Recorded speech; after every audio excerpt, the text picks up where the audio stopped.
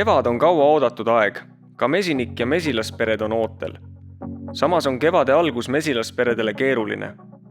Kuigi pere arengut toetab märtsis-aprillis sarapult ja pajult saadav korje, algab pere kõige kriitilisem aeg just kevadise puhastuslennu järel ja kestab seni, kuni vaher õitsema hakkab. Kuni veebruarini talvituvad mesilased tavaliselt rahus. Siiski võiks mesinik aeg-ajalt käia vaatamas, ega tuul ole mõnel tarul katust maha puhunud või ei ole puu kukkunud ebasoodsas suunas. Tarusid vaatama minnes uuri kõigepealt tarude ümbrust.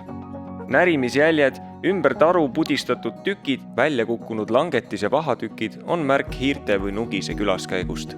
Hiired poevad tarru juba sügisel, vooderdavad endale raamide peale või alla pesa, närivad puruks kärjed ja pesaruumi katted.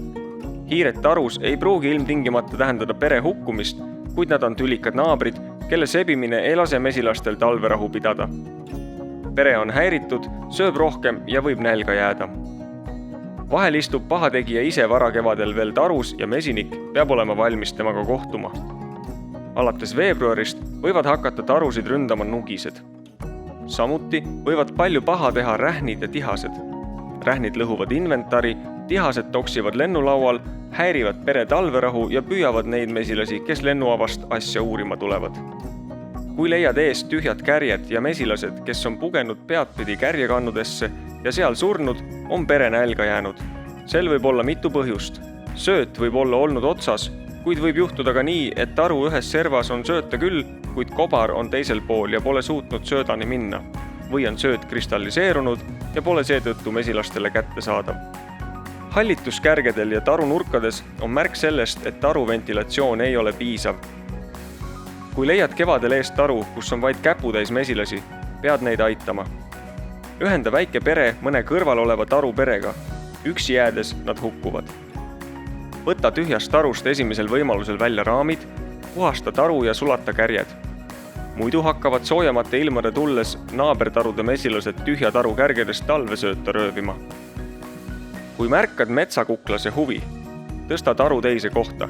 Veel parem, koli terve grupp mujale. Mesilasgrupi asukohta valides vaata, et läheduses ei oleks kuklaste pesasid. Metsakuklaste rünnakud toimuvad enamasti märtsi keskpaigast kuni aprilli keskpaigani. Kui kuklased on taru lähedale kolinud ja ründavad taru, kuid sa ei saa taru mujale viia, siis kitsenda lennuaba, et pere suudaks end sissetungijate eest kaitsta. Sageli valivadki kuklased nõrgema pere, kes ei suuda vastupanu osutada. Vaata üle taru seinad. Pruuniplekiline tarusein on märk sellest, et mesilased on käinud talvel täis kogunenud soolt tühjendamas. See on normaalne. Kui aga sein on päris pruun, on see märk tõsisemast noseemaga nakatumisest peres. Kui leiad eest tühja taru, kus talvesööt kärgedes on alles, kuid mesilased kadunud, on tõenäoliselt põhjuseks varroalest. Mesilaslangetise proovi järgi saab laboris määrata lestasuse taset ja noseema eoste hulka. Uuri kõigepealt ise langetist, et osata teha järeldusi. Kas näed lesta? Mida vähem on kevadel peres elusaid lesti, seda vähem jõuab aina suurenev lesta populatsioon nõrgestada suvel peakorjele minevate mesilaste tervist.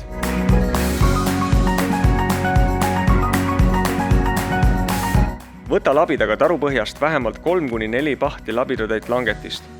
Liiga väike hulk mesilaslangetist ei pruugi anda tõest tulemust. Võta proov võimalikult laialt alalt, nii võrkpõhjal kui täispõhjal olevast langetisest. Täisvõrkpõhja puhul pea meeles, et enamik lesti on suure tõenäosusega läbi võrgu põhja alla kukkunud. Seega ei näita tulemus õiget pilti. Ühe grupi tarude langetisest võib võtta koondproovi ja panna see ühte karpi. Sulge karp ja märgista proov. Kirjuta peale oma mesila number ja tarude numbrid. Meeproovist uuritakse Ameerika haudemädaniku eoste olemasolu peres. See proov võetakse meevöölt suvel, kuid seda võib võtta ka kevadel.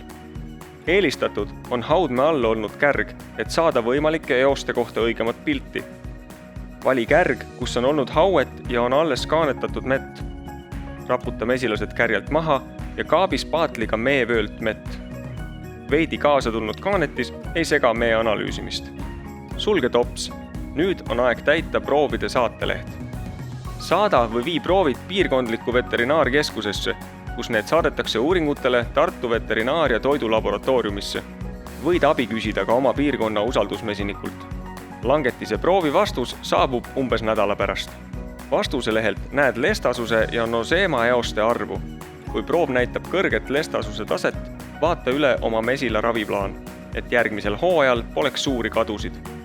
Võid konsulteerida ka oma piirkonna usaldusmesinikuga. Meeproovi analüüs võib võtta rohkem aega.